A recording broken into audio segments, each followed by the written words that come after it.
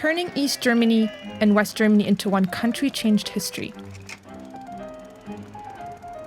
But iconic scenes like these don't even tell half the story. These moments were decisive, but they were just the beginning of German reunification. A complicated process of making two countries with radical differences into one. These differences represented the fundamental rivalry of the 20th century between capitalism and communism. It was a unique process because we don't have a master plan. There isn't any other example. Reunifying the two Germanys nearly didn't even happen. And 30 years into it, there's still a lot to do. Let us unpack that for you.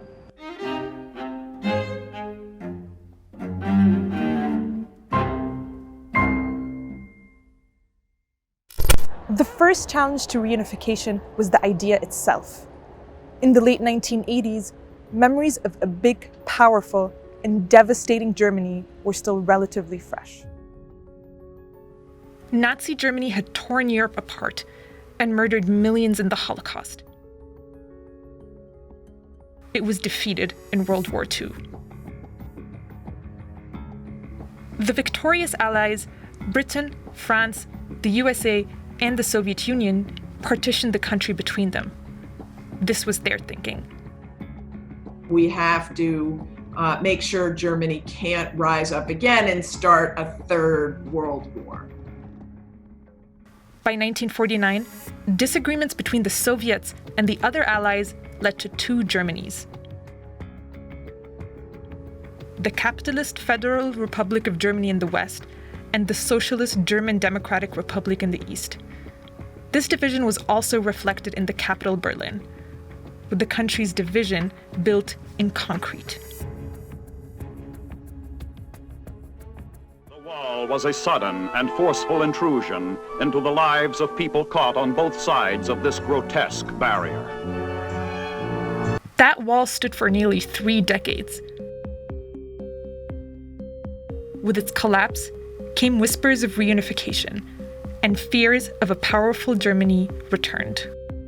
Margaret Thatcher felt very much that all the terror of the Blitz of World War II in London might come back. Francois Mitterrand had been a prisoner of war. For Mikhail Gorbachev, he remembered what he had heard about his grandfather who had died in World War II. At that point, there were many different scenarios on the table. Reunification was not a given. A key moment came 6 weeks after the fall of the Berlin Wall.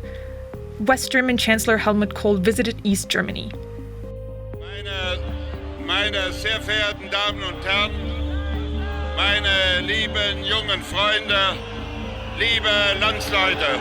He saw a sea of people, many of them holding up big placards saying, United Germany, one fatherland. And he was stunned and he was moved, and according to his memoirs, it was at that moment that he realized, wow, the time has come. But Kohl had to convince those other leaders, who as victorious allies still had enormous influence. First, the Soviet Union. Its economy was crumbling. Kohl said Germany would fund sending Soviet troops home from the east. For the Europeans in the US, a framework for the new country did the trick. Germany promised to never develop atomic, biological, or chemical weapons, and it accepted a limited military integrated into NATO. Some Allied troops were to stay in Germany too, and Germany promised more European integration. So there was a sense of, okay, there's going to be a broader European structure, a deeper structure within which united Germany will be integrated, and therefore it'll be safer. The East German people were already convinced. The first free and fair elections in the GDR favored parties pushing for speedy reunification. Just a little over 6 months later, a crucial step was taken. The two Germanys became one country,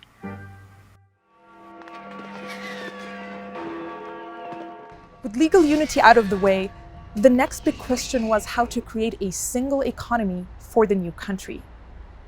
Integrating a socialist system into a capitalist one was an enormous undertaking.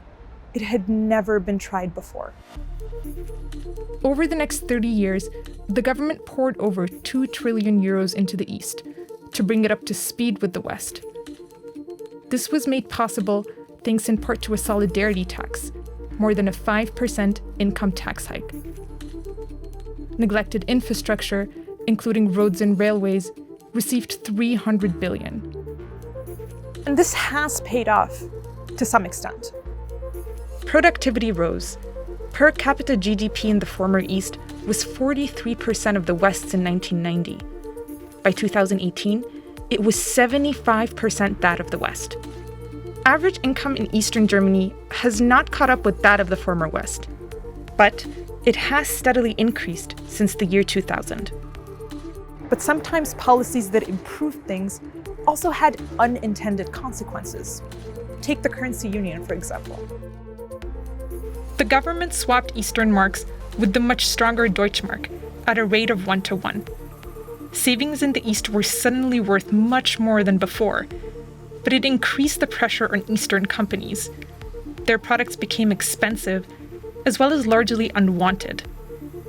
It was like a perfect storm for many East German companies that were struggling from structural challenges over the last 40 years, but now they are also thrown on the world market in a global competition. In the years immediately following German reunification, over 14,000 East German companies were privatized. The federal government of Western Germany was convinced that just private investors, private managers could manage this task to transfer companies from planned to market economy. And many of those companies soon closed. As many as 4 million people in the East, who had grown up with a constitutional right to work, saw their jobs disappear. Many others had to take jobs far below what they were qualified to do.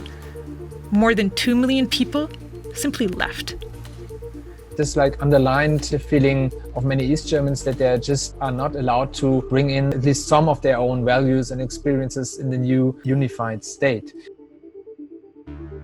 That unified state was not only trying to merge 2 economic systems, but also 2 social systems. These differences may have been less obvious, but they were deeply rooted. Eastern society was a socialist society with a strong emphasis on equality, social equality, basic consumerism. The Western society was more like a capitalist society with competition, with hierarchies, with a great diversity of equity, of property. Capitalism is very good at promoting itself as this, lush, fun experience. But what people didn't understand is that there's a price to be paid. There's competition, there is a lot of pressure. There was a widespread feeling among Easterners that their country had been taken over by the West, judged inferior. Many felt humiliated and sidelined. This sentiment still persists. A 2019 survey of Easterners showed 80% of respondents feel the West has not sufficiently acknowledged their achievements since reunification. And while they do see improvements in a number of quality of life aspects, like availability of goods and services, they are much more likely to be worried about losing their jobs. What was missing was a public debate about the social mental cost and the psychological burden connected with the mass unemployment, which nobody can imagine before in East Germany. People feel left behind, so they're turning towards what they have, which is often their national identity or even their racial identity. So they're at risk of falling for right-wing ideas. This had a national impact in 2015, when Chancellor Angela Merkel let hundreds of thousands of migrants into Germany. Fears of what this could mean, combined with xenophobia and feelings of being ignored by politicians sparked protests. The backlash in the former East was significantly stronger than in the former West. Some used the slogan, Wir sind das Volk, we are the people. That had been the clarion call of East German protesters demanding political change before reunification. Soon, this frustration would translate into votes. In the last election, Western voters stuck largely with their traditional center-right and center-left parties. In the East, many voted for the socialist left, the kind of politics they'd always known. A significant number also turned to the Alternative for Germany party, the AfD. It was the first time since World War II that the far right got enough votes to enter parliament. Und wir werden uns unser Land und unser Volk zurückholen. The message got lost. The parties who have basically pulled out of big parts of East Germany have to really engage young people in the values of, democracy and freedom. No one thought German reunification was even possible. And 3 decades on, all that remains of the physical separation of the two Germanys are bits of the Berlin Wall, like these. Yet year after year, as Germany takes stock, it's clear reunification is still ongoing. Some differences between the former East and former West were not even considered when the new country was created on October 3rd, 1990. A 2019 survey showed just 44% of people in the East identified more as German than as East German. Of the Westerners in the survey, 71% said they felt German rather than West German. Another survey showed more than half of Easterners were not satisfied with how democracy in Germany functions. Yet united Germany is often seen as a shining example of a stable, functional, and democratic country. I think unification has been a big success story. Certainly on the question of, Germany being peaceful and democratic, overwhelmingly, yes. I mean, there are many people in recent years that have talked about Germany and Angela Merkel as the chancellor as sort of the last representative of the Western values. We think of Germany as such a stable and secure country. I think it's amazing when you look back at German history. Over 100 years, Germany went from a monarchy to a failed democracy, to a dictatorship, to a communist system, to a successful democracy, and then to reunification. So reinvention is the real headline for German history.